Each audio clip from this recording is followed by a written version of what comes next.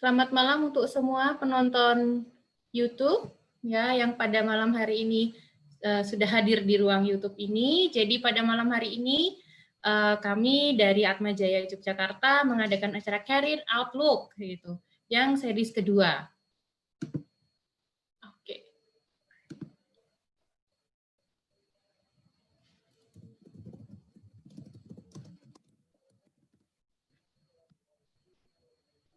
Oke.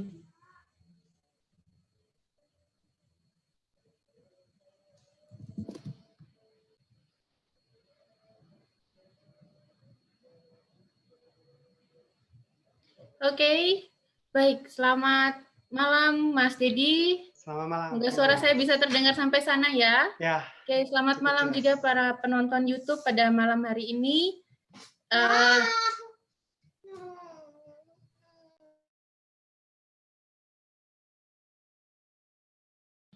Oke, jadi pada malam hari ini kami dari Atmajaya mempunyai acara yaitu Career Outlook. Ini merupakan series yang kedua. Waktu pertama itu diadakan pada hari Jumat kemarin, temanya adalah tentang aviasi, ya, aviasi tentang udara, mengudara. Pada kesempatan kali ini, series kali ini kita akan membumi, jadi akan membawa tentang dunia pertanian. Dan yang akan kita bicarakan adalah mengenai bagaimana seorang atau peran generasi muda menuju ketahanan pangan dengan pertanian organik. Dan pada kali ini telah hadir alumni kebanggaan dari Fakultas Teknobiologi Universitas Atmajaya Yogyakarta, yaitu Mas Dedi. Selamat malam Mas Dedi. Selamat malam Bu Ines. Apa kabarnya Mas? Sehat. Semoga sehat selalu ya, dalam kondisi yang seperti ini. Oke, jadi saya izinkan saya untuk memperkenalkan Mas Dedi terlebih dahulu. Silakan. Di Mas Dedi ini seorang petani organik saat ini, ya, berdomisili di Jogja. Kemudian beliau mengelola Safe Fresh itu dan ada kebun kuncup. Lalu Mas Dedi merupakan alumni dari Fakultas Teknobiologi Universitas Atmajaya Yogyakarta, masuk angkatan 2002. Sudah sekitar tidak terasa 18 tahun yang lalu ya Mas ya.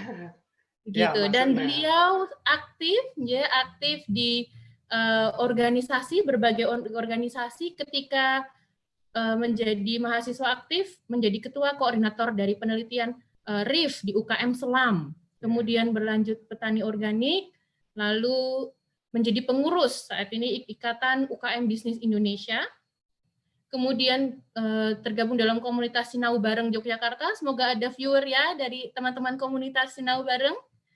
Kemudian untuk pengalaman pekerjaan, ini cukup menarik. Beliau dulu pernah setelah lulus itu sempat menjadi karyawan pada suatu bank. Tetapi kok sekarang menjadi petani organik, nanti akan kita gali lebih dalam lagi. Kemudian beliau juga aktif dalam berbagai kesempatan sebagai pembicara, menyebarkan virus-virus positifnya, saya kira untuk pertanian organik. Seperti itu, Mas. Jadi ya? Ya, kurang lebih seperti itu. Nah, kita akan mulai. Baik. Jadi pertama-tama itu saya ingin tahu nih Mas. Sebenarnya ingin cerita dulu. Jadi ada tentang ketahanan pangan gitu ya. Sekarang orang berbicara tentang pangan dan pangan merupakan salah satu dari kebutuhan mendasar kita. Ada pangan, sandang, papan, dan pangan itu datang untuk pertama kalinya gitu. Ya, betul. Ini cukup menarik. Tadi juga sudah sempat saya singgung dulu itu Mas Dedi setelah lulus sempat menjadi seorang karyawan di suatu bank. Kemudian sekarang malah menjadi seorang petani begitu ya. Nah, bisa diceritakan nggak Mas, ini awal mula kok mau menjadi seorang petani atau memilih menjadi seorang petani Mas? Monggo. Baik, awal mulanya waktu saya lulus itu tidak langsung ke bank sebenarnya. Sejak kuliah saya sudah mencoba untuk berwirausaha.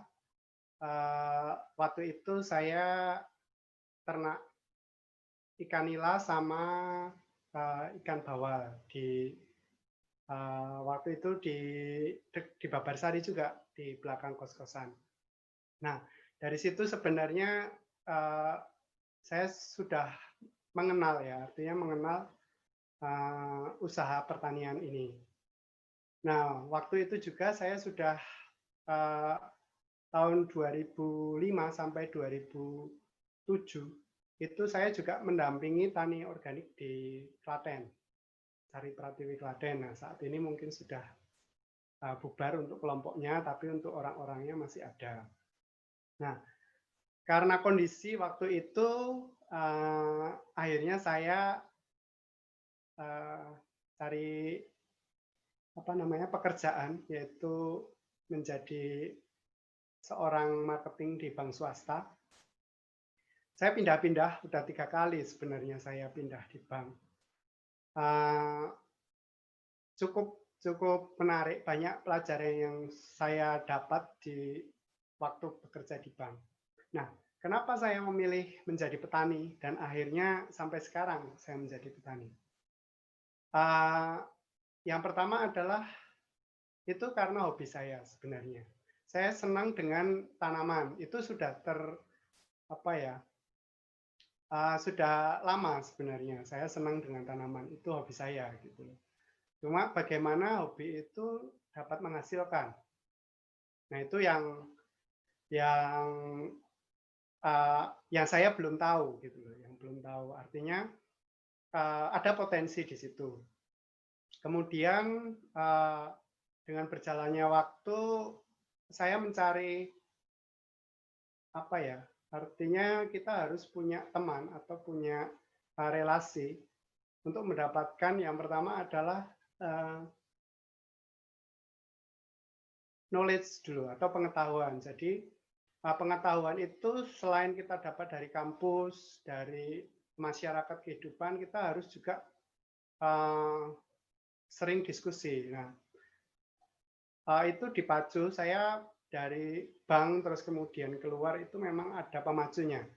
Nah, salah satunya adalah orang-orang yang selalu ngompori. Nah, saya ada sebuah komunitas yang mungkin nanti yang tadi sudah disebutkan. Nah, komunitas-komunitas itu salah satunya adalah memberikan selalu inspirasi untuk saya memilih menjadi petani. Nah, kenapa kok menjadi petani? Karena kalau kita memilih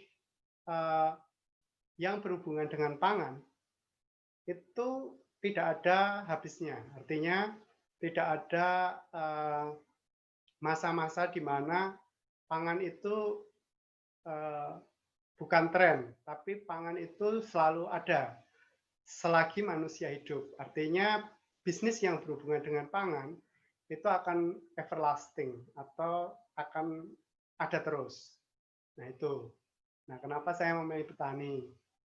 Itu salah satunya. Yang kedua adalah ada kebebasan waktu di situ. Nah, sebenarnya saya tidak tahu kalau ada kebebasan waktu di situ. Namun, yang pertama adalah dengan menjadi petani, kita bisa mengatur sendiri pola kerja kita. Tuh. Akan banyak potensi yang kita dapatkan di sektor pertanian ini. Tidak hanya hasil dari usaha pertanian sendiri, namun banyak hal. Nah, banyak dari kita yang tidak mengerti bahwa sebenarnya sama dengan profesi yang lain, seperti dokter, kemudian seperti dosen, misalnya pengajar. Nah, petani itu juga profesi yang sungguh mulia menurut saya, gitu loh. Karena menurut saya sebagai petani itu juga pahlawan pangan, gitu loh. Artinya yang menciptakan pangan atau menyediakan pangan yaitu dari petani sumbernya. Nah, kalau petani tidak ada, itu siapa yang nanti menyediakan? Nah, kita tahu bahwa waktu Pak Presiden waktu itu di sebuah perguruan tinggi negeri mengatakan bahwa petani muda itu hanya 4%. Nah, artinya lulusan-lulusan pertanian pun kemudian tidak menjadi seorang petani gitu, atau malah mungkin bekerja di seperti saya di bank gitu. Dan teman-teman mungkin masih banyak yang masih kerja di bank. Nah, saya menjadi petani juga tidak sembarangan petani. Jadi saya memilih jalur pertanian organik atau pertanian yang ramah lingkungan. Ya, itu jiwa jiwa ramah lingkungannya, jiwa ekologinya itu yang dipengaruhi oleh karena saya dulu di Fakultas Biologi. jurusan lingkungan. Nah, di situ saya menjadi seperti apa? Ada sebuah misi yang artinya saya harus ya bermanfaatlah untuk salah satunya untuk lingkungan. Itu kurang lebih seperti itu. Nanti bisa ditanyakan, Bu Ines. Baik, terima kasih Mas Dedi. Kami merasa cukup bangga. Jadi paling tidak selama kuliah ya di Fakultas Teknobiologi, mungkin waktu itu masih biologi ya. Kita sekarang jadi teknobiologi, jadi dari prodi biologi itu dibekali banyak pengetahuan khususnya juga untuk peduli lingkungan ya, environmental awareness, kemudian juga pengetahuan ekologi dan juga ketahanan pangan begitu ya Mas ya. Yeah. Jadi menjadi lebih mantep gitu rasanya, dan jadinya menjadi seorang petani pun tadi yang seperti Mas Dedi sampaikan tidak sembarangan gitu, jadi tahu. Nah, kira-kira Mas, tadi saya cukup tertarik dengan ada pernyataan baru 4% ini petani muda gitu. Ini kira-kira dalam pandangan Mas Dedi, kenapa baru 4% ya? Padahal kan orang muda itu punya tenaga yang besar gitu ya, kemudian energinya juga gitu. Tetapi ternyata hanya baru 4% yang memilih menjadi petani muda. Kira-kira ada apa Mas di balik itu? Nah, oke, jadi gini. Waktu saya mau menjadi petani atau resign dari bank itu, ya pasti dari keluarga tidak menyetujui ya, artinya tidak mendukung dengan keputusan saya karena hampir ya sebagian besar lah masih menganggap seorang petani itu profesi yang kurang menarik, atau bisa dibilang petani-petani saat ini itu uneducated atau kurang berpendidikan, tidak keren lah menurut saya. Itu, tapi berbeda pandangan saya, mindset saya menjadi petani itu keren, dan apalagi anak muda yang memilih menjadi petani itu sangat keren. Itu, jadi saya memandang bahwa harus ada perubahan yang terjadi di dunia pertanian. Artinya ini berhubungan dengan pangan. Nah, bagaimana generasi selanjutnya jika tidak ada yang petani itu tidak ada regenerasinya? Yaitu artinya kalau profesi ini tidak menarik lagi, bahkan tidak bisa menghidupi keluarga, ya siapa sih yang mau gitu kan?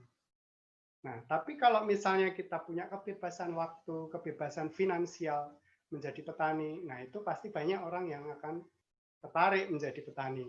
Selain tadi pertanian atau bidang pertanian, bermain dengan tanaman, dengan ternak, itu adalah hobi. Jadi hobi yang dibayar gitu. Kita melakukan hobi tapi mendapatkan penghasilan. Nah, itu pasti enak sekali gitu loh. Artinya pensiunnya tuh sudah dipersiapkan dari sekarang. Gitu. Betul sekali, saya malah lupa menyampaikan di awal. Jadi kalau Mas Dedi itu terkenal dengan DTK ya Mas Dedi ya, ada Dedi Tani keren gitu. Jadi kalau para viewer nanti bisa mencari, itu banyak artikel, sudah banyak beliau juga menyampaikan materi-materi gitu ya. Dedi Tani keren gitu ya, nanti munculnya ya Mas Dedi ya. Ya, tapi dengan Dedi Tani keren itu saya bisa ya paling nggak masuk TV gitu, menginspirasi banyak orang. Kemudian yang pasti kita harus juga bisa menjaga lah, artinya walaupun kita profesi petani, tapi tetap kita harus selalu belajar, selalu berusaha, kemudian tunjukkan attitude yang baik gitu loh. Artinya kita usaha itu kan selalu yang dilihat dari attitude-nya. Tuh, kalau attitude kita punya skill yang bagus, punya pengetahuan yang luar biasa, namun attitude-nya yang kurang bagus, nah itu bisa ya kita sulit untuk dipercaya orang. Gitu. Jadi banyak hal lah, sama dengan profesi yang lain, kita harus terus-menerus untuk mengembangkan diri. Seperti itu. Mungkin juga ditambah ada rasa kepercayaan juga ya Mas ya, dengan mitra gitu ya, dari attitude yang dibangun selama ini, saya kira gitu. Ya, Menarik sekali, Mas. Ini kan Mas Dedi ini sekarang kan sedang mengelola, ada namanya Safe Fresh gitu ya, dan ada kebun kuncup. Ini suatu ide yang menarik, saya kira. Kira-kira itu sudah berapa lama Mas ya Safe Fresh ya berarti ya, untuk Jadi yang mulai deliver? waktu saya resign itu sebenarnya dari 2016. Jadi saya menjadi petani itu September 2016. Jadi belum lama sebenarnya. Tapi di tahun itu saya memulai bahwa menjadi petani itu juga harus beda. Yang pertama harus menggantikan bagaimana pendapatan dari saya bekerja dulu. Nah, saya berpikirnya dulu jualan bibit buah. Nah, bibit buah ini kan kita tidak menunggu produksi. Jadi bisa langsung dijual, langsung ada pendapatan. Kemudian tahun 2016 akhir, Desember, saya merintis untuk berjualan sayur organik. Jadi salah satu edukasi ke konsumen bahwa sayur organik itu ya lebih sehat gitu loh dibanding yang sayur-sayur yang ada di pasar saat ini. Nah, untuk waktu merintis itu waktu awal itu saya bersama teman-teman waktu itu dengan teman-teman muda juga yang saya ajak. Pertama itu buka lapaknya di depan gereja Kota Baru waktu itu. Omsetnya nggak banyak, paling sehari 150, yang waktu pas minggu pagi 150 sampai 300, banyak ruginya. Namun terakhir kemarin sebelum COVID ini, itu omset itu sekitar 2 jutaan, 1,5 sampai 2 juta, dari jam 8 sampai jam 10 pagi. Jadi cukup animo masyarakat tentang sayur organik juga sudah banyak di sini. Itu. Jadi mulai dari 2016, kemudian Safe Fresh itu saya ceritakan, artinya saya waktu itu memang tidak punya modal untuk membuat kebun sendiri, kebun kuncup tadi. Nah, waktu itu untuk mensuplai dari kebun kuncup, saya crowdfunding. Crowdfunding di sini saya mengumpulkan dana-dana dari teman-teman. Nah itu karena memang saya tidak punya modal, tidak punya lahan, menjadi petani tidak punya modal, tidak punya lahan, dan tidak didukung oleh keluarga. Nah, di sini memang tantangannya ya kita kalau dipercaya orang biasanya mereka akan memberikan yang kita butuhkan. Yang penting yaitu kita harus juga bertanggung jawab terhadap itu. Salah satu alumni juga menjadi investor waktu itu, angel investor, karena itu masa-masa riset ya, karena kegagalan itu luar biasa di pertanian. Kenapa banyak anak muda juga tidak tertarik? Karena awal-awal menjadi petani itu memang ya hampir nggak berpendapatan gitu loh. Artinya berdarah-darah istilahnya kalau untuk merintis usaha. Nah dari situ, dari crowdfunding itu terkumpul sekitar 150 juta untuk sewa kebun, untuk tenaga, dan itu sebenarnya kurang karena yaitu tidak menghasilkan selama 2 tahun karena belum tahu itu tentang pengetahuan itu bagaimana mempercepat konversi dari tanah pertanian yang konvensional ke organik. Nah, artinya sebenarnya rugi banyak. Habis itu ada bencana juga di tengah-tengah 2017 itu ada puting beliung. Nah, itu rusak juga tanamannya. Nah, itu banyak. Terus ada saya produksi untuk ubi Jepang juga itu rugi. Nah, itu banyak lah, artinya kegagalan namun karena ini passion saya, jadi saya terus berusaha gitu loh. Berusaha sampai tahun 2018 ketemu mitra membuat perusahaan namanya PT Pangan Sehat Nusantara atau Safe Fresh itu dengan itu. Nah, Safe Fresh ini 1 tahun saya kelola sendiri di rumah, di garasi rumah. Ya sederhana lah, artinya sambil mencari customer base-nya, kemudian bagaimana sistem distribusinya, bagaimana supply chain-nya, dan belajar manajemen saya di situ.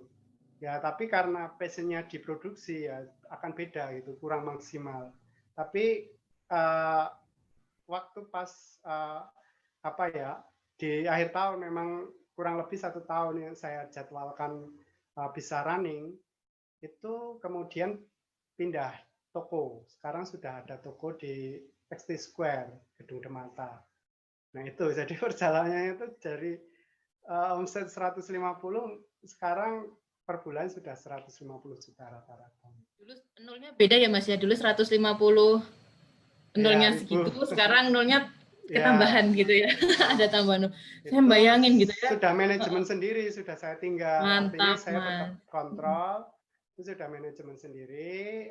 Saya sekarang fokus lagi ke kebun kuncup. Itu kebun kuncup nanti saya akan monetas lagi. Tuh ya, Oke. targetnya 100 juta per bulan nanti. Mantap, Mas. Ini kita harus menyapa ini, Mas. Di ini ada Bu Oke. Edo, ada Mas Gali, ya. Kemudian ada Mas Tommy dari alumni kita ya. Terus ada Mas Paskalis juga ini. Halo semua, menonton Mas Dedi, semoga juga ikut terbakar semangatnya gitu ya. Kemudian ya ada Pak Andi dari Wakil Dekan 3FT ini ya, Pak Andi, dan semakin banyak Mas yang menonton. Semoga ini menjadi lebih luas bisa sampai ke seluruh Indonesia gitu ya, menyebarkan inspirasi ini. Saya melihat tadi kan Mas Didi cerita, udah nggak punya modal, nggak punya lahan, ditolak tidak disetujui keluarga ya, kemudian berdarah-darah gitu. Gimana ceritanya Mas Didi kok bisa kemudian ada ide? Ya, ini kan cukup inovatif saya kira. Yeah. Apalagi ini 2018 saya fresh yang sistem delivery sayur itu saya kira masih sangat sedikit sekali.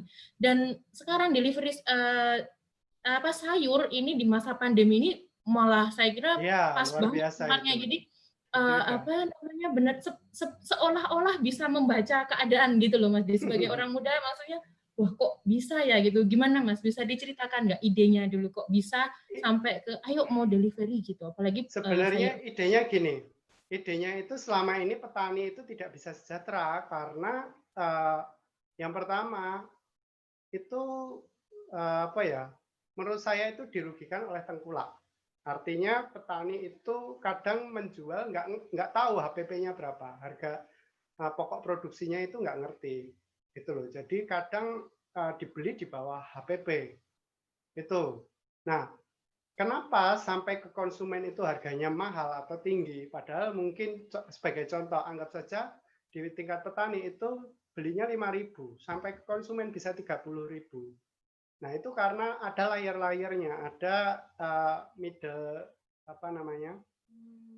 di situ ada perantara-perantaranya. Nah, itu mungkin ngambil sedikit ya Mas ya. Iya, gitu. Sedikit-sedikit kalau misalnya 5 perantaranya dari mulai lahan ke pengepul ke pasar induk ke pasar tingkat 2 atau tingkat 3. Kemudian ke warung baru ke konsumen. Nah, itu kan semua ngambil untung gitu. Nah, saya membuat langsung ke konsumen itu agar saya tidak pernah nawar ke petani. Jadi saya ajari juga cara ngitung HPP gitu loh. Sebenarnya harga pokok produksi untuk pertanian organik itu semakin tahun itu akan semakin murah sebenarnya. Bahkan mungkin nantinya akan misalnya kayak anggap saja jual harga produksi 1.000 itu mungkin cuma 100 ininya. Jadi pasti untung dengan pertanian organik. Tapi bagaimana kita bisa bertahan di tahun pertama, di tahun kedua. Nah itu. Nah kenapa saya tetap bertahan itu? Iya Mas, itu yang jadi pertanyaan saya Mas. Tetap bertahan walaupun berdarah-darah. Karena sebenarnya saya di situ karena kepepet jadi kreatif sebenarnya, kreatif. I see, oke, iya Mas. Nah, kebetulan di Jogja itu ada sebuah komunitas belajar yang saya namai Sinau Bareng. Sinau Bareng itu sebenarnya komunitas yang sudah ada di Semarang, terus saya ajak ke Jogja. Nah, kebetulan saya juga ketua Sinau Bareng di Jogja. Nah, di situ saya berusaha untuk mencari tahu dari pertanyaan-pertanyaan. Di sana kan banyak kumpulan praktisi-praktisi. Nah, dari situ saya dapat ilmu lah, pengetahuan. Nah, pengetahuan dan juga semangat. Artinya selain semangat juga dari investor tadi, angel investor, karena saya menekankan bahwa di hitam di atas putih memang ini tidak berorientasi pada profit oriented gitu loh. Karena memang kalau tidak ada perubahan dalam pertanian, siapa yang mau melakukan gitu loh. Sudah berganti-ganti menteri gitu tetap tidak banyak lah. Artinya sektor pertanian itu tidak menarik. Nah, saya juga ingin membuktikan bahwa menjadi petani itu ya bisa kaya gitu. Menjadi petani juga bisa sejahtera, dan yang pasti untuk anak muda itu menjadi petani itu keren. Bahkan bisa jalan-jalan ke luar negeri. Itu Mas, ke luar negeri nih Mas. Ya. Ini ada Bu Ido ini bertanya ini, kok bisa sampai go in kan ke Korea Selatan ya? Sudah pernah ya Mas ya? Bisa di-share-kan dikit nggak Mas di sana, terus dapat apa ilmu apa gitu ya? Jadi itu apa yang bisa ditularkan kemudian juga ke orang-orang muda di sini? Ya. Jadi di Korea Selatan di sana itu sama kondisinya dengan sini. Anak muda juga tidak suka dengan dunia pertanian karena menganggap bahwa tidak keren sebenarnya. Tapi kalau pendapatan luar biasa sana. Rata-rata sana setiap pendapatan itu satu tahunnya itu sekitar 150 juta. Gitu. Jadi ya lumayan gitu loh. Cuma juta apa Mas? Jutanya nggak tahu apakah jutanya sana atau sini. Oke. Nah, artinya kan dengan pendapatan anggap saja rupiah ya, dengan pendapatan 10 juta per bulan, udah lumayan itu, apalagi di Jogja gitu kan. Apalagi Jogja, dengan kita seneng gitu melakukannya. Nah, di sana pertanian memang modern sekali dan pemerintah sangat support terhadap pemerintah. Bahkan jika ada lulusan baru dari universitas gitu mau menjadi petani, itu digaji oleh pemerintah sampai 3 tahun. Nah, itu yang menarik. Kita belum bisa melakukan pemerintah Indonesia. Selain itu, di sana ada riset sendiri. Jadi R&D dari produk-produk pertaniannya udah ada sendiri. Jadi apa yang keluar dari riset itu benar-benar yang mudah ditanam oleh masyarakat gitu. Dan ada pendampingan. Nah, bedanya dengan di sini tidak ada pendampingan sampai petani itu sukses. Nah, itu di sana ada sampai dengan pinjaman yang kalau tidak salah dengar itu bunganya hanya 1% per tahun sampai 2 miliar. Nah, itu. Jadi yang menarik di sana teknologinya disupport. Jadi kalau misalnya beli greenhouse gitu, anggap saja 5M itu yang 2M dari petani, yang 2M dari pemerintah. Dan di sana petani itu mempunyai perusahaan. Itu bisa mempekerjakan direktur, mempekerjakan manajer. Itu hebatnya. Nah, saya pingin itu ada di Jogja terutama. Kebetulan saya juga sudah sowan ke Pak Gubernur tindak lanjut dari Korea itu.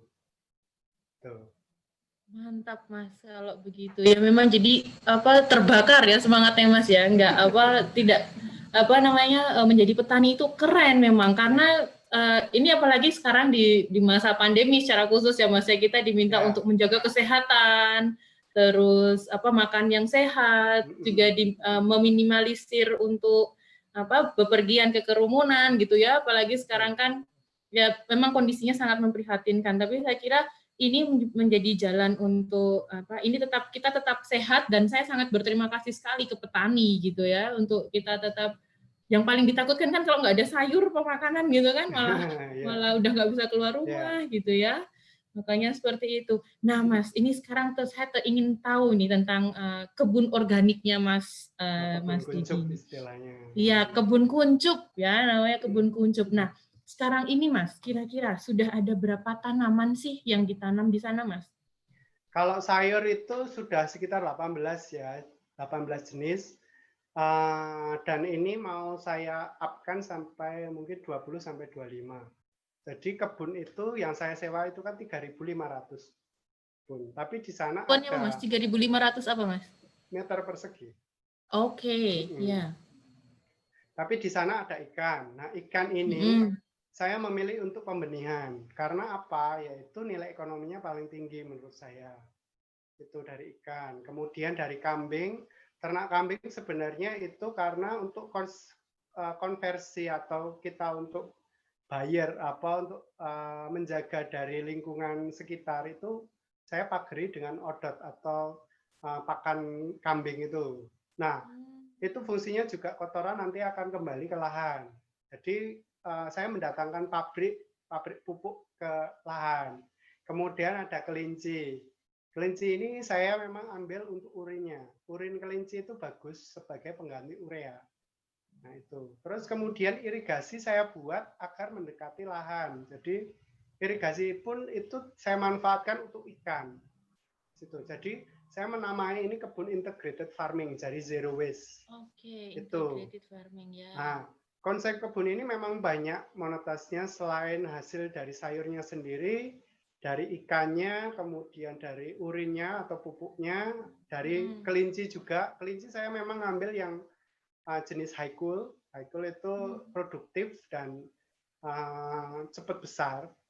Itu terus kemudian ada juga tanaman buah yang dulu crowdfunding itu. Ini coba saya rawat lagi karena Zefresh kan sudah ada manajernya lah, artinya sudah bisa saya tinggal saya kontrol aja. Nah, di sini juga saya ingin mengajarkan kepada petani-petani di Indonesia, artinya kita bisa ngirit atau menghemat HPP atau produksi. Jadi dari menambah banyak bahan organik. Salah satunya adalah kotoran hewan. Itu jadi walaupun mungkin nanti ada di satu desa itu ada kandang kelompok. Nah, kalau nggak ada itu bisa buat kandang sendiri di lahan atau di rumah. Itu. Menarik Mas Dedi. Ini toh ada satu alumni biologi ini barusan lulus ini angkatan 15 saya kira nih ya. Jadi boleh ya ini ya ada pertanyaan ini tak tanyakan sekaligus karena pas banget. Jadi kan ini tadi kan Mas Dedi menyebutkan tentang integrated farming gitu ya dengan luas lahan yang begitu luas tetapi nah sekarang ini misalnya ini kan kita nggak punya lahan seluas itu gitu Mas. Jadi kan ada tren anak muda sekarang yang ingin bercocok tanam di pekarangan rumah gitu. Sebenarnya kalau dari sisi Mas Dedi sendiri melihat ini menjadi potensi tidak untuk potensi pengembangan untuk bercocok tanam di pekarangan rumah ini bagaimana Mas Dedi? Saya sebenarnya sudah lama untuk memberikan sharing atau training ke desa-desa dengan istilah saya itu desa bertema. Desa bertema ini gini, karena dulu saya awalnya itu jualan bibit buah. Nah, metode penjualan saya itu biar dapat banyak, lakunya banyak. Saya kerjasama dengan desa-desa atau mungkin perangkat waktu itu saya kerjasama dengan Romo, umatnya nanti bisa dibagi dari itu. Nah, saya tidak melakukan yang lagi tren ini kan hidroponik gitu loh. Yeah. Karena menurut hitungan saya hidroponik itu kurang menguntungkan, itu dan ketergantungan pada chemical yaitu AB mix nutrisinya. Nah, saya lebih prefer atau lebih suka dengan tabulampot atau tasalampot. Tabulampot adalah tanaman buah dalam pot. Tasalampot itu tanaman sayur dalam pot. Ya, jadi menggunakan organik. Itu banyak kayak misalnya pupuk itu bisa dapatkan kita misalnya nyuci ikan, nyuci beras itu untuk bisa pupuk. Itu selain pupuk dasar, pupuk kandang tadi, kompos yang pasti ya, atau kompos daun atau apa.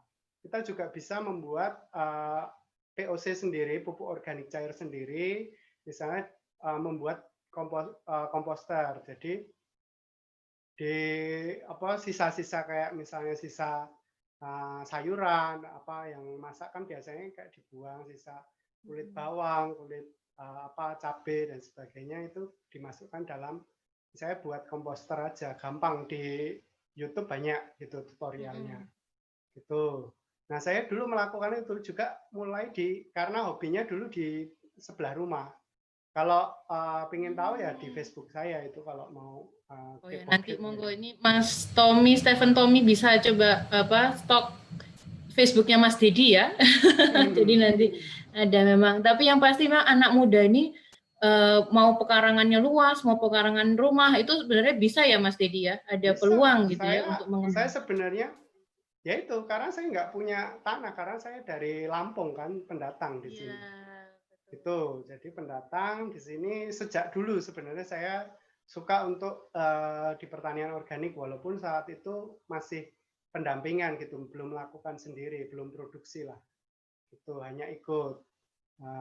Nah dari situ sebenarnya misi saya menjadi petani itu menjadi salah satu yang bisa dicontoh gitu loh. Artinya menjadi petani juga harus apa ya beda gitu dengan petani yang sudah ada gitu loh.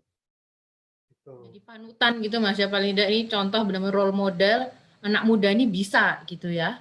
Iya. Dan yang cukup menarik juga berwirausaha loh Mas. Maksudnya itu kan kemudian sekarang kalau boleh tahu Mas di Sayfresh dan Kebun Kuncup gitu ada berapa orang petani dengan jumlah orang karyawan itu sekarang ada berapa orang Mas Dedi?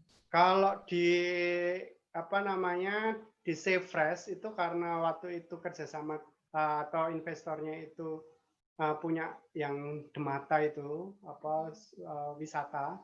Jadi sementara memang karyawan itu menjadi karyawan Save Fresh. Itu sekitar 15 orang. Tuh untuk saat ini. Nah untuk Kebun Kuncup itu sebenarnya sebelum ini cuma 1 orang. Sebenarnya nggak ngover gitu loh. Nah ini sudah saya nambah lagi jadi 2 orang untuk produksi. Tapi sebenarnya kalau sudah ketata udah enak. Yang mengelola 3.500 meter persegi tadi berapa orang Mas 2 Dedi? orang. 2 orang Hanya aja. 2 orang cukup ya. 2 orang. Oke. 2 orang itu ya ngarit, istilahnya ngarit, kemudian ngasih makan ikan, ngasih makan kelinci, bersih-bersih kandang kelinci, apa namanya, petik sayur, nanam sayur, siram gitu loh. Nah, itu jadi kegiatan itu mengalir. Nanti sudah enak kok. Jadi kegiatannya sendiri-sendiri. Ya memang tidak dibatasi oleh waktu ya. Kadang masih jam 5 sore, kadang malam kalau ngambil benih itu malam atau subuh. Nah itu. Tuh. Oh, mantap Mas. Nah, apa namanya? Ya, tadi kan ada berwirausaha seperti itu ya Mas ya, dan sudah ada karyawan kemudian yang membantu juga. Nah, dalam membangun suatu wirausaha artinya kan berbisnis Mas Didi ya, kan berbisnis itu saya kira ada tantangan juga mungkin hambatan yang selama ini pernah Mas Didi rasakan, karena kalau mungkin hanya bercocok tanam biasa itu akan menjadi lebih mudah dibandingkan kemudian kita harus ada supply ya kan, ada demand-nya supply dan demand chain gitu ya. Jadinya bagaimana Mas Dedi ini mempelajari ini sebenarnya? Boleh di-share-kan nggak? Ya, jadi memang kendalanya banyak di petani adalah di pemasaran. Sebenarnya kalau saya terjun ke pemasaran itu bukan masalah pemasarannya, tapi supply chain manajemennya. Bagaimana itu kontinuitasnya terjaga, kualitasnya juga terjaga. Nah itu PR sebenarnya, PR untuk petani. Jadi petani saat ini kenapa komoditi pertanian kadang rendah sekali, kadang mahal sekali, karena pengaturan tanamnya itu juga tidak diatur gitu loh. Tidak ada data spesifik yang pendampingan, oh kamu tanam ini gitu loh. Nah itu ya, saya harga memang cabai ya Mas ya itu ya dulu ya, maaf Mas. Ya betul. Untuk suplai itu saya juga jadi rekanan dengan petani-petani organik yang sudah ada. Jadi kayak di sana di Ngablak, Kopeng sana itu kan sudah lama pertanian organiknya itu jalan. Jadi saya berusaha untuk memasarkan itu juga. Selain itu kan beberapa tanaman juga tidak bagus untuk ditanam di dataran rendah di sini. Begitu. Jadi selain saya menghasilkan dari Kebun Kuncup, ada rekanan petani juga yang saya dampingi. Oke, jadi walaupun tadi yang membantu hanya 2 orang, tetapi ada bermitra, jadi saling memperkuat ya jaringan pertanian organik. Iya, dan saya tetap menguatkan mereka gitu. Mereka kadang juga ya ini artinya sebenarnya senang kalau pasarnya jelas karena harga itu cenderung flat. Memang agak mahal karena memang di sini belum banyak yang tanam ya, belum banyak yang tanam. Tapi sebenarnya kalau nanti banyak seperti saya yang tanam itu sebenarnya nanti akan lebih murah harganya. Gitu. Yang mahal itu kan sebenarnya kayak sertifikasi, tapi kan itu bisa kelompok, bisa diajukan ke pemerintah juga. Nah, iya Mas, Tuh. yang ingin saya tanyakan karena organik, ini kan ada yang namanya sertifikasi gitu ya. Ya. Apakah ada kesulitan atau gimana Mas dalam mendapatkan sertifikat ini? Jadi supaya ini para penonton yang di YouTube ini tahu gitu ya, untuk melangkah bisa ke pertanian organik itu kan supaya bisa dijual, itu kan harus memiliki sertifikat. Nah, proses dalam mendapatkan sertifikat pertanian organik ini sendiri bagaimana caranya Mas? Sebenarnya sertifikat organik itu juga macam-macam ya, ada dari Innovis, ada dari Lesos, kemudian USDA. Nah, itu juga beda-beda tahapannya. Jika kita pengusulan, kita pastikan bahwa itu konversi ya, artinya ada riwayat yang kita memang tulis atau ada riwayat di situ kita daftarkan misalnya 2 tahun. Nah itu, kalau misalnya ada suatu saat ada sidak gitu ternyata menggunakan pupuk kimia, ya sudah nggak keluar sertifikatnya. Jadi kalau yang petani yang sudah dapat sertifikat, sayang kalau masih menggunakan pupuk kimia atau pestisida kimia. Gitu loh. Jadi kenapa dia akan terus berlomba-lomba untuk memasarkan, karena tanahnya sudah organik istilahnya gitu. Yang data-data Itu. yang diperlukan itu apa Mas ketika mengajukan sertifikat organik itu? Ya, Data-data yang sebenarnya dibutuhkan. konversi dari itu, dari kapan terakhir menggunakan PUKIM, PESKIM, seperti itu. Lingkungannya bagaimana? Itu aliran airnya Dan apakah bagaimana? nanti dicek ada orang yang datang ke pekarangan atau ke lahan itu kemudian cek betul seperti itu atau gimana Mas? Iya, biasanya ada gitu, atau informasi misalnya. Gitu. Saya sendiri belum mengajukan sertifikasi ya, karena cukup mahal gitu. Ya, sekali orang datang gitu untuk survei gitu sudah kasih uang. Nah. Oh ini Mas, kemudian ada yang bertanya ini terkait dengan tadi Deng, karena Mas Dedi bertanya ini dari Pak Pupung sepertinya ya, untuk tabu lampot, tasa lampot. Nah tanahnya, nah ini balik lagi ke sana, tanahnya itu apakah harus diganti berkala dan ataukah harus menggunakan benih yang khusus Mas? Sebenarnya jadi untuk media tanam tabu lampot atau tasa lampot itu memang berbeda, bukan tanah saja gitu loh. Jadi tergantung juga kondisi tanah juga yang dipakai. Kalau saya menggunakan campuran dari sekam yang saya gunakan bukan sekam bakar, tapi kalau ada sekam bakar juga lebih baik. Tapi biasanya itu cepat ngempes atau cepat dia pelapuannya cepat. Kemudian kalau ada kokopit pakai kokopit, terus ditambah tanah dan juga kompos. Nah kompos pastikan kompos ini bukan kotoran hewan yang dikeringkan, tapi difermentasi, memang dikomposkan. Itu. Nah campuran itu banding 1:1:1 gitu aja.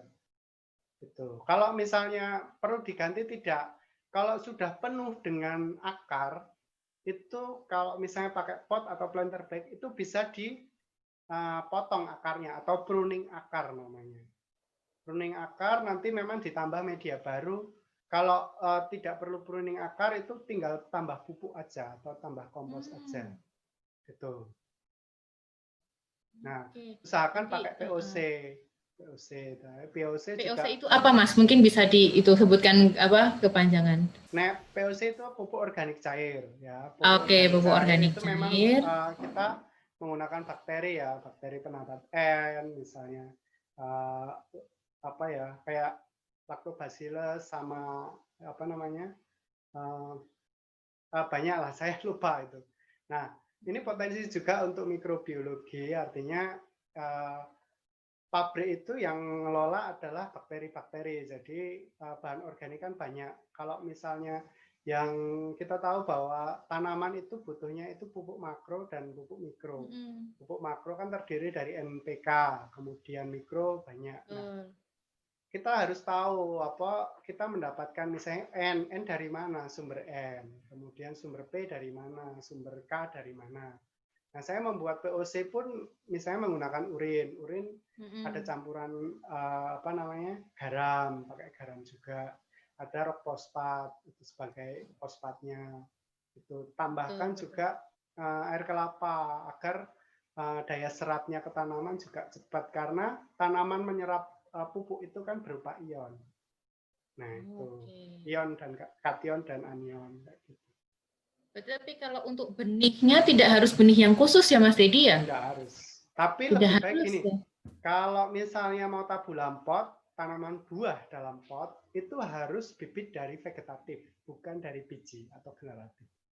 Oke, gitu. Vegetatif bukan dari biji. Contohnya ya, berarti? Vegetatif itu bisa cangkok, bisa stek, bisa okulasi, bisa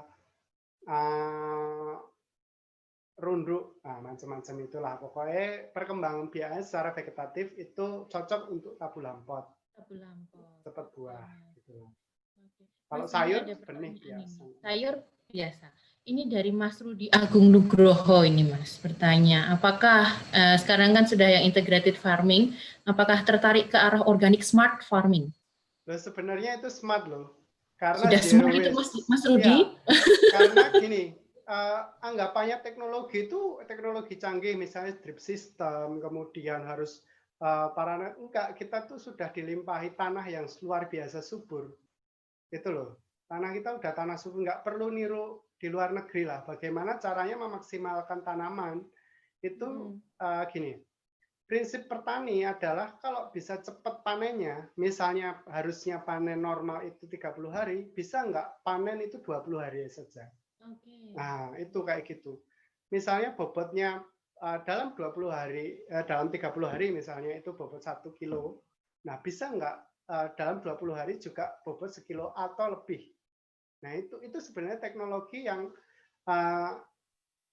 bukan teknologi teknologi sebenarnya saya menggunakan seperti mulsa, kemudian UV itu masih pakai karena memang untuk mengirit itu, tapi saya belum menggunakan drip system karena pendanaan sebenarnya.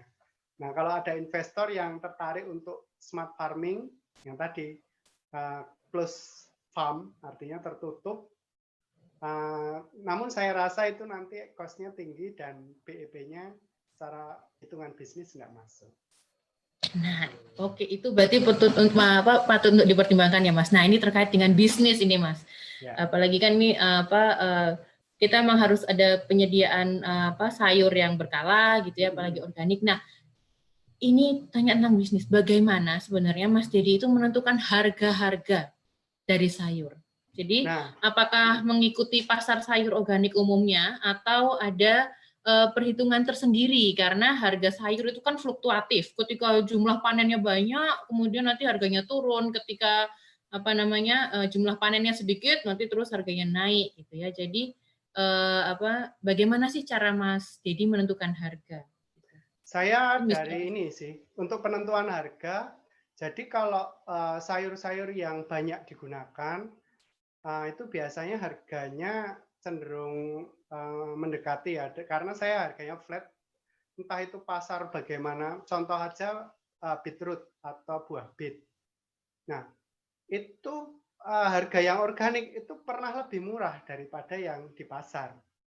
Gitu, karena kita flat harganya. Naik pun nggak banyak gitu loh. Naik paling cuma 1.000-2.000 gitu loh. Karena kita tahu bahwa HPP-nya dari petani segitu. Nah, kalau misalnya pengambilannya sedikit, misalnya kayak rosemary, kayak kale, itu biasanya memang harganya agak mahal karena distribusi ya, di situ distribusi karena cuma sedikit ya kita naikkan. Memang HPP-nya sudah cukup tinggi di situ karena dari bibitnya sendiri udah agak mahal. Itu. Dan itu spesifik tanaman yang hanya bisa ditanaman di ketinggian. Tapi saya buat, nah salah satu teknologi juga, artinya saya menciptakan atau menanam tanaman-tanaman yang dataran tinggi di dataran rendah. Nah itu, dan tumbuh bagus. Bisa Mas? Ya bisa. Itu di kebun kunci itu kan banyak yang Oke, cukup menarik tuh. ini ya. Oh. Memang ini kalau yang di Kebun Kuncup sendiri kalau boleh tahu daerahnya daerah mana ya Mas ya? Di Kebun Jogja. kuncup tuh di Sambirembe, Pakem, Candi Binangun, Pakem. Nanti di map ada kok kebun kuncup gitu. Memang Ya. karena Gunung Merapi itu ya Mas ya. Kualitas tanahnya mungkin ya. Ya, Nggih. sebenarnya semua tanaman itu bisa ditanam Ah, dimanapun. nggih. Iya. Nah, ini Thomas, ini mungkin nggak apa ya kita selingi ya karena ini ternyata Iya, ada yang banyak bertanya ini, ingin tahu apa boleh. penasaran dengan Mas Budi. Ini pertama HPP itu apa Mas? Ntar, Mas. Tadi kan ada beberapa singkatan-singkatan kita ingin ada yang awam. Harga HPP, pokok produksi. Jadi harga produksi pokok itu produksi dari ya. misalnya tenaga. Satu Mm-mm. bedengan itu misalnya contoh kale gitu, kali kerli. Kali kerli itu misalnya dari tenaga untuk bedengi. Itu satu. Kemudian sewa tanah. 1 kali 10 meter persegi berapa per tahun. Nanti kita per harinya hitungannya berapa jadinya gitu kan. Kemudian dari saprodinya, dari pupuk, dari perawatan, dari tenaganya. Nah, itu tenaga perawatan, tenaga pembedengan itu ada sendiri. Kemudian dari bibitnya, dari proses berapa lama sih dia ini apa namanya tumbuh dan bertahan. Kesulitannya juga tuh. Itu jadi ditentukan dari situ. Nanti kan ketemu misalnya oh satu bedeng ini menghasilkan 120 kilo selama 5 bulan misalnya. Nah, panen per 2 hari kurang lebih sekitar 3 kilo. Nah, itu kita bisa ngitung nantinya. Jadi HPP itu nanti menentukan mau berapa persen sih kita menghargai itu. Nah, itu nanti beli yang 1 kilo sama yang beli 100 kilo itu harganya juga jauh beda. Seperti itu. Karena ada buyer saya yang di Surabaya itu kan juga waktu itu minta setoran untuk kale gitu. Kale itu juga mendekati HPP karena kapasitasnya banyak 100 kilo. Tuh, banding sama yang 1 kilo gitu. Betul, iya Mas. Nah, ini kan Mas Dedi dulu, ini balik ke apa namanya, ini ada yang tanya Mas. Mas Dedi kan bisa kenal banyak ilmu pertanian, khususnya organik, juga wirausaha, juga teknologi yang sebenarnya kan tidak banyak didalami di mata kuliah gitu ya, secara formal. Artinya kan ini ada dengan pengalaman gitu. Nah, ini bagaimana Mas Dedi kok dulu bisa kenal yang seperti ini tuh? Sebenarnya kalau kita memilih atau suka dalam bidang itu, kita belajarnya itu akan cepat. Nah, kebetulan itu saya senang dengan membaca buku. Nah, untuk teman-teman, ini saran aja sih. Kenapa saya juga bisa tahulah tentang bisnis, tentang ilmu akuntansi, bagaimana membaca laporan, nah kayak gitu. Ilmu pertanian juga ngerti, itu kan juga dasar-dasar ekologi juga ada.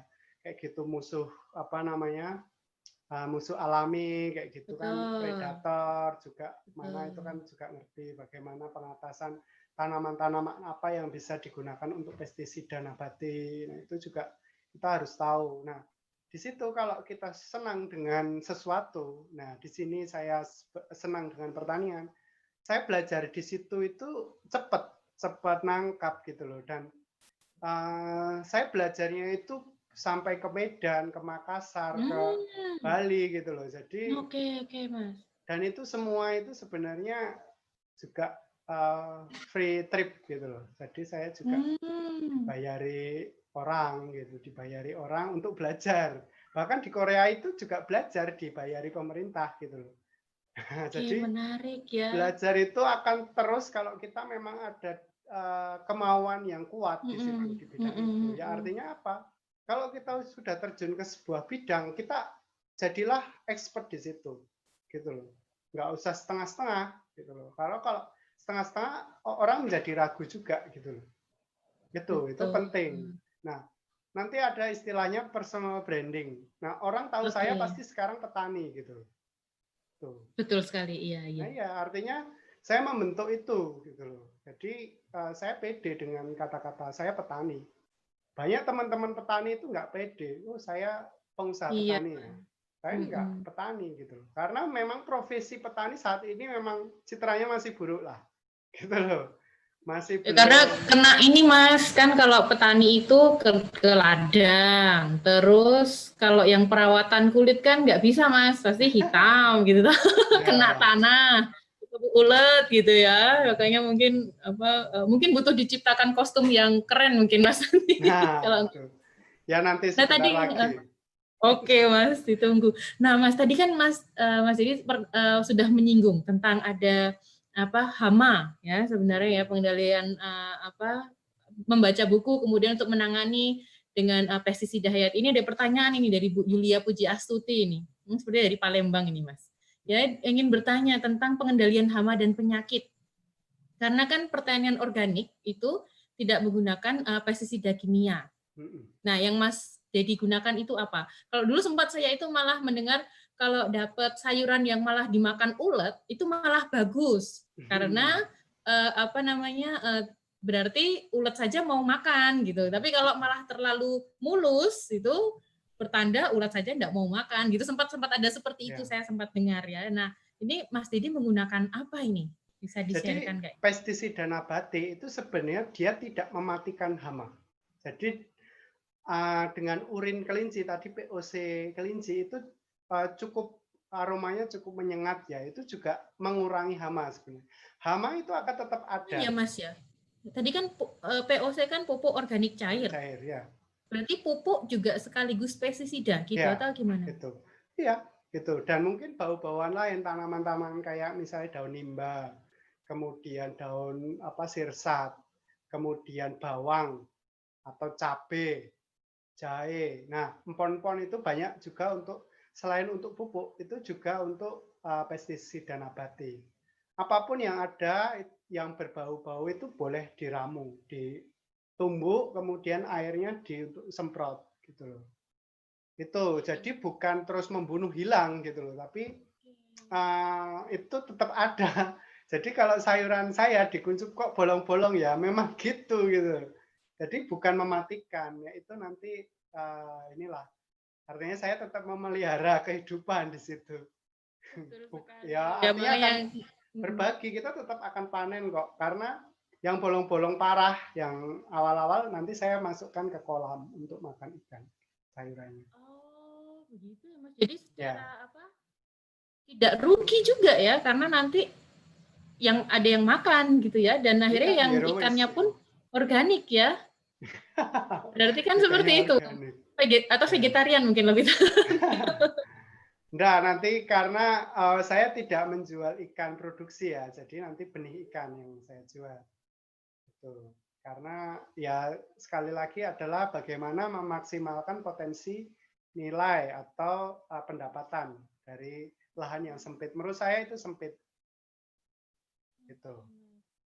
Menarik sekali ya Mas. Memang karena perlu ada pengendalian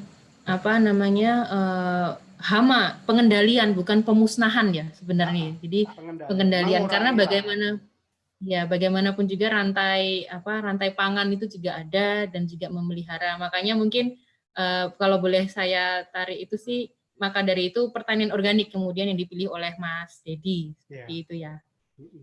Nah, Mas Dedi, ini sekarang ini kan generasi muda nih. Kalau dari Mas Dedi sendiri ini dari karyawan yang ada atau sekarang yang membantu itu anak muda atau banyak yang ya sebenarnya mungkin usia tua tapi jiwa muda gitu ya. Tapi untuk yang masih energetik itu ada nggak Mas? Ya kalau Orang di yang Cefresh itu karena untuk manajer memang berpengalaman ya. Tapi untuk pekerjanya semua anak muda gitu loh. Di kebun kuncup pun gitu, anak-anak muda bahkan lulus SMA kemarin.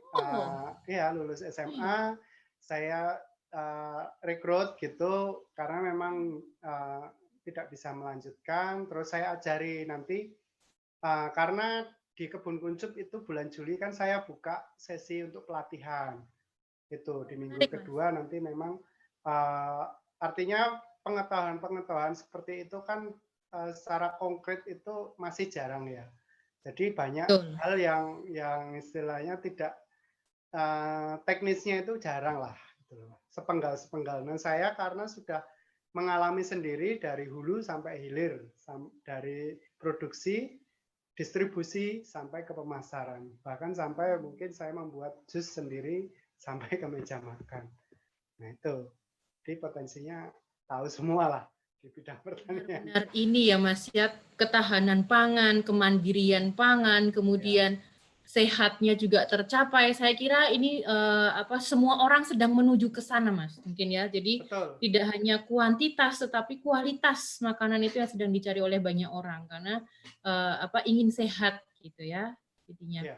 Nah, ya cukup menarik tadi juga Mas Didi menyebutkan ada kayak kale gitu ya, itu memang saya kira semakin yang nutrisinya tinggi itu juga Ya, di banyak orang jus yang gitu nggak tahu mungkin. itu.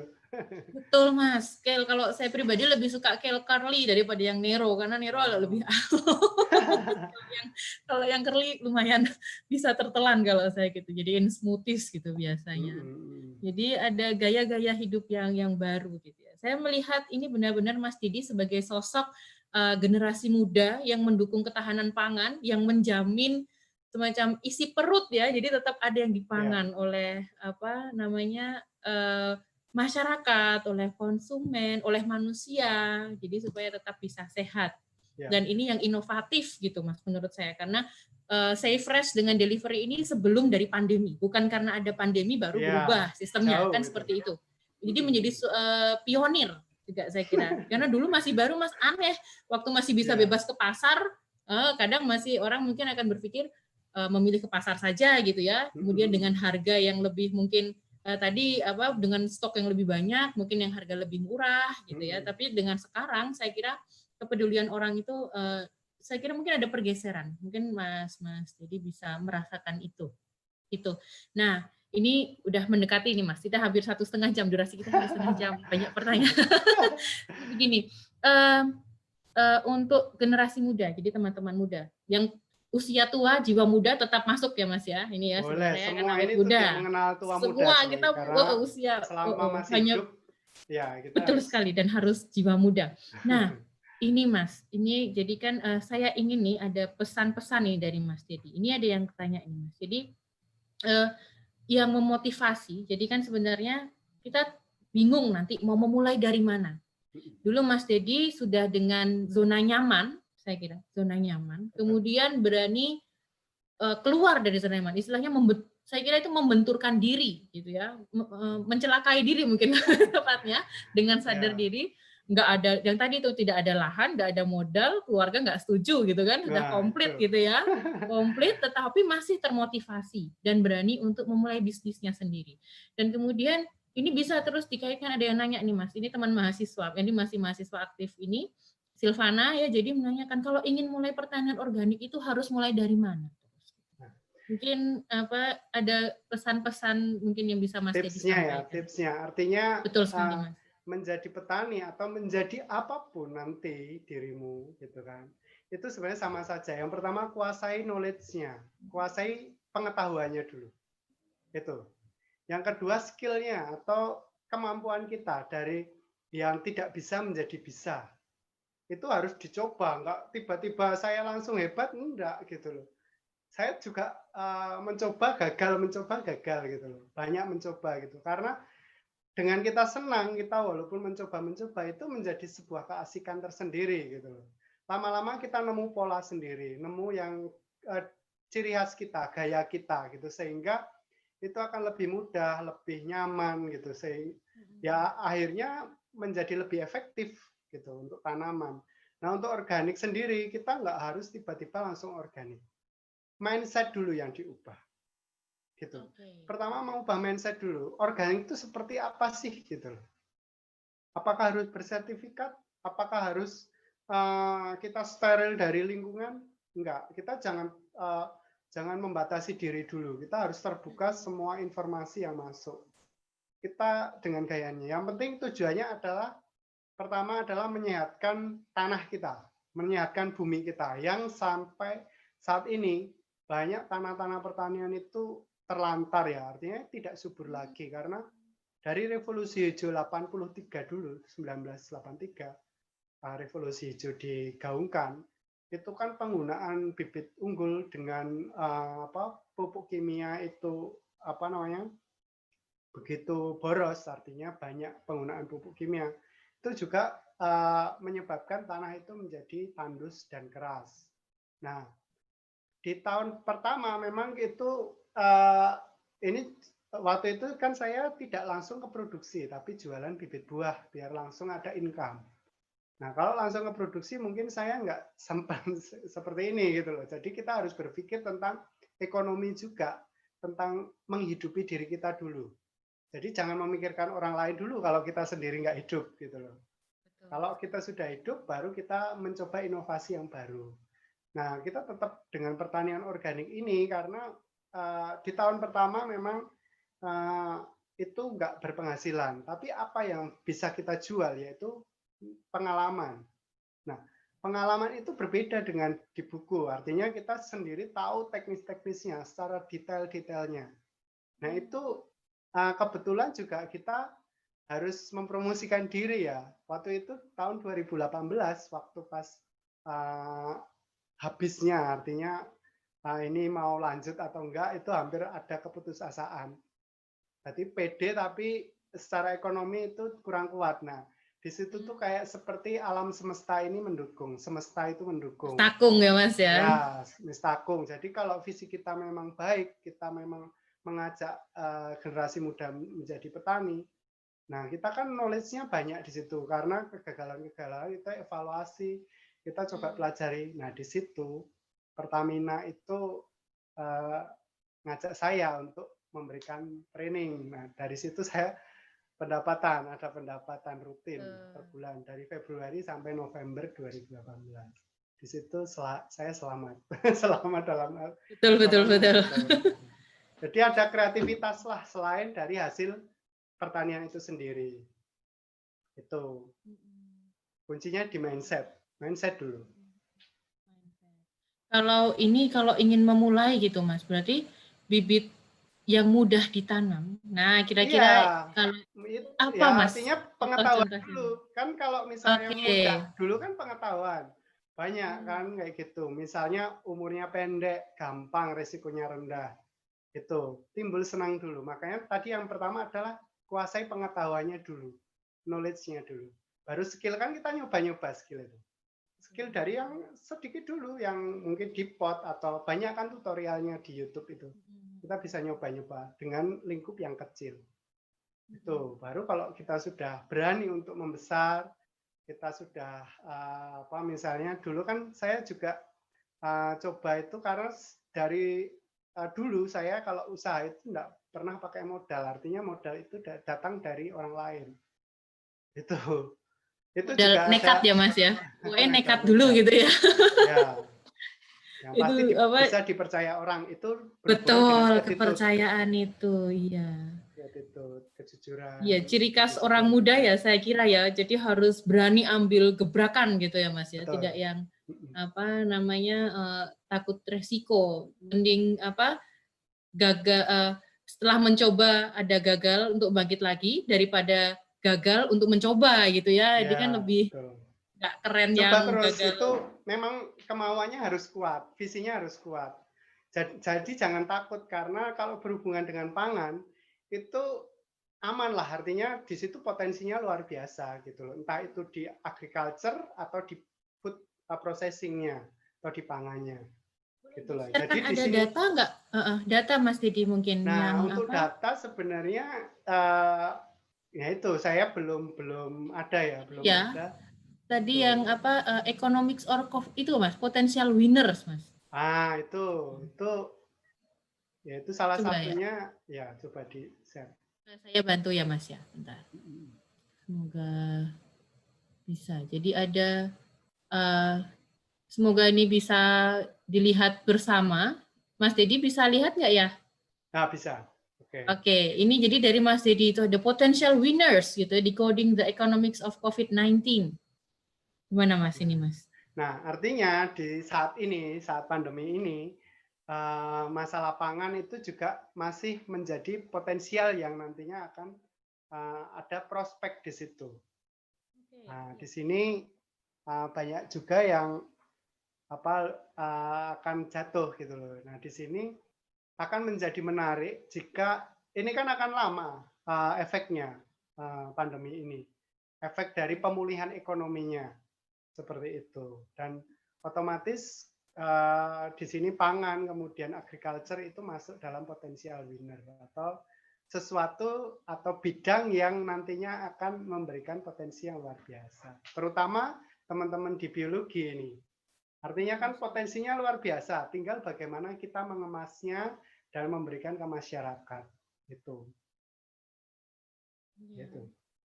Menarik sekali ya Mas ya. Jadi memang pangan itu tadi ya, yang seperti yang sudah saya sampaikan di awal, pangan itu kebutuhan dasar manusia, perut itu harus diisi gitu. Dan kita harus memilih mengisi perut dengan sesuatu yang sehat, bukan dengan sesuatu yang tidak sehat gitu. Selagi ada kesempatan gitu ya. Jadi anak muda ini memang harus berperan menjadi sosok yang bermakna gitu. Terutama juga semoga yang sudah di biologi ya dibekali ya Mas. Jadi ya nanti ini teman-teman alumni FTB, mahasiswa aktif FTB ataupun minimal knowledge-nya dapat, knowledge-nya dapat. Nah, setelah itu menggebraknya itu pilihan masing-masing ya Mas Dedi ya. Oke. Mau jadi apapun pasti harus kita dalami di situ. Nah, Mas Dedi, kan untuk memulai misalnya ini mau integrated farming gitu ya. Nah, alat-alat pertanian itu adakah yang perlu pakai skill khusus? Skill khusus sebenarnya ini pertanyaan dari Mas Paskalis Wibowo. Skill khususnya apa ya? Ya artinya skill khusus dilatih ya. Jadi gini, kita kayak punya pisau gitu. Ibaratnya pisau itu yang diasah itu jangan yang tumpul, yang kita tuh sulit untuk ditajamkan. Makanya kemauan kita apa, kesenangan kita apa, ya itu yang diperdalam. Nah, tinggal monetize-nya apa gitu. Jadi potensi pendapatan dari mana gitu loh. Kan luar biasa banyak gitu loh. Apakah kita senang di food processing-nya, ataukah kita senang di produksinya, atau kita senang hanya jualan sayurnya. Nah, itu kan masing-masing berbeda gitu, tergantung visinya tadi. Itu semua menghasilkan pendapatan gitu. Jadi skill khususnya ya tergantung kita mau sekarang untuk saat ini punya kekuatan di mana, mungkin gitu ya Mas ya. Ya, jadi skill khusus itu kalau bisa dilihat akan bisa dilatih. Namanya skill itu dari yang tidak bisa menjadi bisa, dari yang bisa menjadi ahli kan, atau kita sudah anggap saja menutup mata bisa gitu. Seperti kayak saya istilahnya nanam gitu. Ya sekarang sudah saya delegasikan, saya nggak perlu nanam lagi, tapi tahu lah prosesnya. Gitu. Jadi kita nggak harus memperdalam dalam sebuah bidang. Kalau kita juga harus mengenal karakter kita, apakah kita eksekutor atau konseptor. Nah itu. Oke, iya. Mas, waktu dulu awal mulai, ini dari Anastasia Tini ini bertanya, ya. Jadi ini juga mahasiswa kita ini dari biologi. Bibitnya dapat dari mana, Mas? Untuk bibit itu sebenarnya gini ya, sekarang itu kan dunia online, artinya pemasaran online bebas gitu, gampang. Kita cari aja di Tokopedia, di Bukalapak atau di marketplace yang lain lah, yang bibit-bibit impor. Kalau bibit ini di toko pertanian banyak, tapi yang bibit-bibit impor itu biasanya di marketplace itu gitu loh. Jadi online, saya pesan online biasanya. Nah, pertanyaannya, gini, nanti kalau misalnya di situ adalah ketentuan itu ditanam misalnya harus di dataran tinggi. Nah, itu PR-nya adalah bagaimana kita iklimitasi artinya membuat tanaman itu bagus di dataran rendah. Nah, itu memang tidak mudah gitu loh. Tanah memang harus jadi dan perlakuan khusus memang. Misalnya ada hormon tertentu yang memang kita tambahkan dalam perendaman misalnya. Berarti kalau kadang kan ada Mas bibit yang sudah istilahnya bibit transgenik gitu ya, itu apapun itu kalau untuk nanti ke organik itu nggak masalah ya Mas sebenarnya ya? Sebenarnya gini, untuk rekayasa genetika itu kan sebenarnya tidak banyak. Yang seedless misalnya, seedless itu memang rekayasa genetika itu. Tapi kalau misalnya yang dari biji itu biasanya dia cuma dipotong dari di sinar pakai sinar gamma kayaknya, kalau nggak salah sinar Mhm. gamma memutuskan agar dia turunan kedua atau F2-nya itu tidak sebagus yang F1. Itu biasanya pengaman kalau dari luar biar tidak produksi bibit sendiri, itu seperti itu. Tuh, nek selama ini untuk rekayasa genetika itu biasanya bibit itu sudah ada kodenya. Itu sebenarnya Oh, aman. begitu. Iya, pasti ada kayak misalnya jagung dari Monsanto itu kan Mhm, juga mhm. Yang khusus gitu. ada itu ya.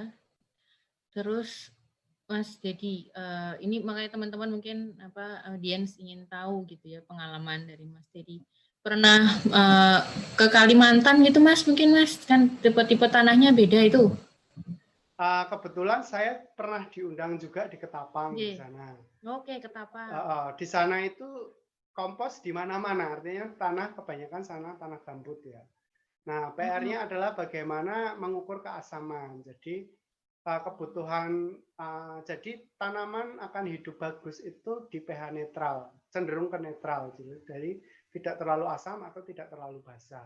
Nah, itu caranya bagaimana untuk menetralkan? Itu banyak cara sebenarnya.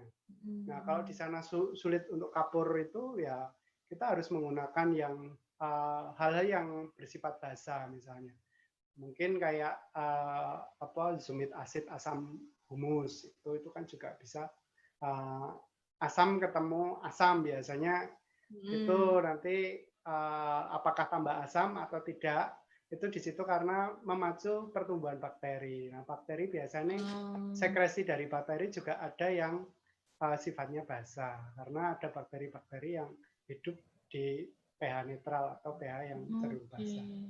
Itu. Iya, iya. Karena ini sepertinya ini mungkin ini Mas Stephen Tommy ini Mas Dedi ya memang sepertinya penasaran ini nanti. Saya kira nanti Mas Stephen Tommy bisa kontak ke Mas Dedi ya. Jadi terkait juga dengan lahan gambut. Karena Kalimantan memang terkenalnya dengan itu. Ya. Jadi yang Terus jangan gini, jadi ekosistem yang ada, plasma nuva apa yang di situ bagus.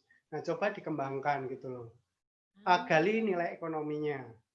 Gitu. Misalnya kalau kelapa sawit kan ada sisi negatifnya kan. Dan dengan potensi monokultur itu kan juga merusak lingkungan. Nah, kenapa tidak heterogen? Itu artinya tanaman campur. Itu juga akan menimbulkan alam itu juga bagus. Gitu. Betul sekali Mas. Salah satunya biasanya untuk menjadi cenderung basah di sana Mhm. itu dari abu yang gampang, bakaran-bakaran itu. Abu sekam itu gampang. Itu membuat netral. Ya memang menarik Mas Dedi karena Indonesia ini kan sangat luas gitu ya dengan plasma nutfah yang begitu kaya. Jangan sampai sebenarnya menjadi monokultur gitu ya. Mungkin untuk viewer yang teman-teman yang sekarang para audiens yang ada di sini gitu bisa menilik di tempatnya itu ada apa. Di Kalimantan kayaknya apa, di Sumatera ada apa, di Sulawesi ada apa gitu ya. Kemudian Papua mungkin, lalu di Nusa Tenggara atau Bali misalnya. Jadi memang ketahanan pangan Nusantara pula ya Mas ya. Mungkin yang hari di sini nanti bisa berperan, ini generasi muda ini berperan untuk benar-benar menyokong ketahanan pangan Nusantara kita gitu. Apalagi dengan yang sehat, dengan organik gitu ya Mas. Nah, Jadi selain itu sumber karbohidrat kan sebenarnya bukan cuma padi atau betul beras. sekali itu Mas, betul. Seperti zaman dulu. Sebenarnya pola nenek moyang dulu yang tumpang sari itu sangat bagus sebenarnya. Karena ada salah satu yang menyokong tanaman yang lain atau mempertahankan yang lain. Di situ. Ada juga kayak misalnya untuk tanaman pengalih misalnya. Karena biasanya hama itu lebih suka yang mencolok warnanya. Jadi kalau misalnya mengalihkan ke situ, kalau memang terpaksanya menggunakan pestisida, artinya biasanya tuh gemes gitu loh, gemes karena nggak pernah panen petani. Oke, iya. Harus juga ada alternatifnya, artinya kalau memang hamanya terlalu banyak ya harus tanam tanaman ini ya, pengalih. Nah, kita semprot bukan yang dimakan oleh manusia, namun ya di tanaman pengalih itu. Itu karena biasanya hama itu sukanya yang dengan mencolok-mencolok. Kalau malam hari biasanya dia akan tidur di situ. Gitu. Oke, baik Itu sekali, salah baik. satu untuk mengurangi racun pada tubuh kita nantinya. Iya. Itu. Terima kasih Mas Dedi. Ini sudah hampir mendekati penghujung ya durasi kita. Tapi saya kira nanti mungkin bisa kontak langsung dengan Mas Dedi di IG ada, di Facebook ya Mas Dedi ya, sangat Ada. aktif itu. Nah, Mas, Langsung ini di WA akhir bisa. ini saya ingin Mas Dedi ini menyampaikan pesan ajakan motivasi gitu ya Mas ya. Jadi bagaimana generasi muda itu bisa mengambil peran dalam mendukung ketahanan pangan gitu ya. Jadi ada nggak pesan ini ajakan nih dari Mas Dedi, ngajak teman-teman muda nih untuk Ya, bisa membantu atau menyokong tahanan pangan. betul. Jadi seperti yang saya ungkapkan bahwa namanya pangan atau ketahanan pangan itu tetap harus ada gitu. Dan kita tahu bahwa sedikit sekali regenerasi petani. Nah, kalau tidak ada, apakah kita nanti ngambil pangan dari luar? Kan nggak mungkin. Artinya kita tanah yang begitu subur, namun tidak bisa menghasilkan sendiri. Jadi jangan takut kalau mau terjun ke dunia pertanian. Yang penting terus berusaha, terus belajar, dan tidak lupa harus berdoa ya. Karena alam Iya, semesta Mas nanti akan Dedi, ini memudahkan. kan yang mengadakan, ini kan banyak nih mahasiswa FTB Atma Jaya juga ada alumni gitu ya. Kalau ketika Mas Dedi itu kuliah dulu berarti yang pun sudah 18 tahun yang lalu berarti. Ya. Nah, itu waktu itu kesan-kesan dan juga ilmu yang didapatkan oleh Mas Dedi di Atma Jaya itu bagaimana, Mas? Sebenarnya di Atma Jaya di biologi adalah membentuk jiwa saya. Salah satunya adalah jiwa cinta terhadap ekologi, cinta terhadap lingkungan. Itu sebenarnya yang menjadi landasan visi saya untuk menjadi petani. Nah, kalau kita tidak punya landasan atau tidak punya dasar, kita gampang menyerah, apalagi hanya berorientasi ke pendapatan. Itu. Jadi waktu pas saya tidak berpendapatan, saya akan terus berusaha. Karena di sekitar kita itu pasti banyak orang-orang baik lah. Yaitu tadi, kita terus berusaha, kita terus belajar, dan tidak lupa berdoa. Karena di situ juga banyaklah yang membantu kita.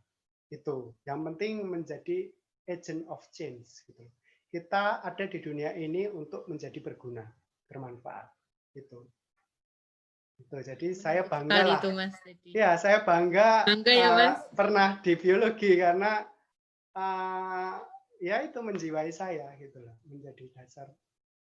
Usaha-usaha pun berdasarkan lingkungan, jadi saya tidak akan merusak alam ini.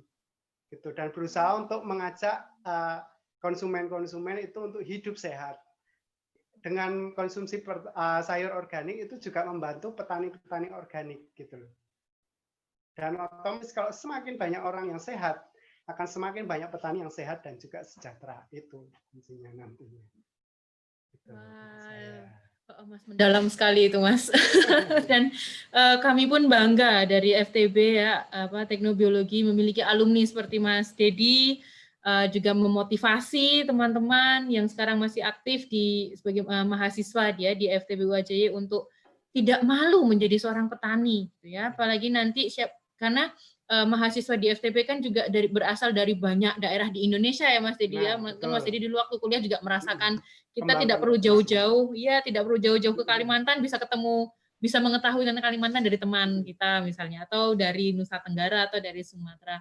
Dan memang harapannya nanti teman-teman ini ketika nanti kembali ke daerahnya masing-masing gitu ya, ada suatu concern dengan lingkungan, tadi ramah lingkungan bukan hanya dengan mengurangi sampah mungkin, tapi kita ikut menyehatkan lingkungan, menjadi lebih bermakna gitu Mas ya. Dan semoga ini juga menjadi masukan bagi kami Mas untuk semakin juga maju dan menyemangati teman-teman yang masih kuliah ya di sini untuk bisa mendapatkan landasan jiwa tadi kalau kata Mas Dedi ya, landasan menjiwai gitu. Hingga betul menjiwai hingga berani istilahnya membenturkan diri tadi. Mungkin kalau mencelakai diri sakit gitu Mas.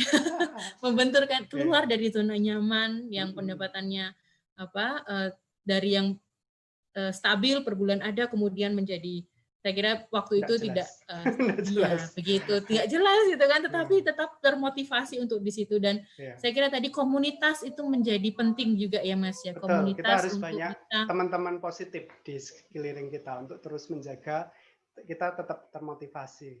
Jadi membakar terus tentang mengingatkan tentang visi kita lah gitu loh. Kita mau seperti apa sih gitu loh, menjadi petani seperti apa. Jadi energi yang positif itu juga didapatkan dari lingkungan yang positif saya kira. Jadi teman-teman yang sekarang sedang menonton ini silahkan juga mencari lingkungan yang positif juga. Mungkin bisa Mas ya, kalau di Jogja beruntungnya ada komunitas sinau bareng ya Mas ya. Mungkin nanti harus cari banyak lah, artinya komunitas di Jogja sangat banyak gitu loh. Betul. Bisa ikut berinteraksi di situ.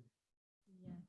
Baik, terima kasih Mas Dedi atas waktunya malam ini, hampir 1,5 jam kita berbincang bersama. Dan semoga juga tidak terasa Mas, dan saya kira ini menyenangkan gitu ya, dan mengingatkan kita kembali kita harus mencintai bumi, ya, memuliakan ciptaan Tuhan juga, dan bagaimana seorang Mas Dedi sebagai bisa dibilang ini role model dari generasi muda yang memilih mengambil peran dalam menuju ketahanan pangan, ya. Jadi memenuhi ketahanan pangan dan secara spesifik passionnya langsung pada pertanian organik. Gitu. Jadi ini saya kira menjadi pesan yang sangat kuat, dan untuk orang-orang muda yang sedang menonton ini juga, ayo bersemangat gitu, silahkan ambil peran dan tadi lihat skillnya dari mana, dan tidak boleh berhenti belajar gitu ya Mas ya. Kalau Mas Hedi mungkin bisa share, mungkin selalu baca buku ya, tetap buku adalah jendela dunia gitu ya. Jadi untuk bisa selalu update pengetahuan begitu. Jadi semoga juga Mas Dedi sukses selalu, dan ini juga nanti tetap ya Mas ya, nanti mungkin FTB juga minta bantuan dari Mas Dedi untuk selalu sharing gitu. Teman-teman tidak menjadi kata dalam tempurung gitu. Jadi harus berani untuk keluar dan mencari jati dirinya. Gitu. Seperti itu. Baik, saya akan akhiri ini, dan selamat malam juga untuk semua nih. Maaf saya mungkin tidak bisa menyapa satu persatu dari chat. Nanti Mas Dedi mungkin bisa lihat Mas setelah ini. Saya masih bisa lihat. Jadi dari Bu Ido, teman-teman dari Monica Galuh, ada Stephen Tommy. Ini Stephen Tommy Mas. Nanti kalau ada sebenarnya ada audiens teroke ini Tommy ini ya. Begitu. Nanti mungkin bisa cari di situ. Nah, jangan lupa, jadi terima kasih sekali Mas Dedi atas waktunya. Kita akan akhiri sesi Career Outlook kita yang seri kedua. Dan untuk viewer yang ada sekarang, Career Outlook seri ketiga, jadi edisi ketiga akan ada besok siang, itu dari Prodi Arsitek, Fakultas Teknik Arsitek. Jadi yang pertama adalah mengudara tentang aviasi, kemudian hari ini kita membumi, dunia pertanian gitu ya, pertanian organik. Dan besok adalah saya kira kebutuhan dasar yang tiga, papan. Bagaimana kemudian rumah gitu ya, kita harus mungkin rumah entah apa, besok Pak Nino dari dosen dari Fakultas Teknik yang akan memandu acara Career Outlook.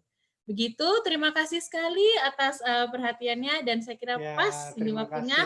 Good luck untuk Mas Dedi, dan terima kasih atas viewer yang sudah hadir pada hari ini. Dan Fakultas Biologi. Siap, terima kasih sekali Mas Dedi. Aku